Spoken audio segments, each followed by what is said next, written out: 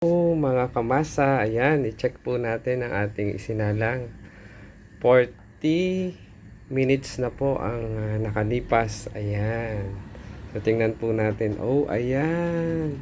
Malapit na silang maluto. Ayan, na-reach na po niya yung 300 degrees Fahrenheit na temperature. Ayan. Ayan po, napang-init. Kaya nilalayo-layo ko po ang aking cellphone. Ayan.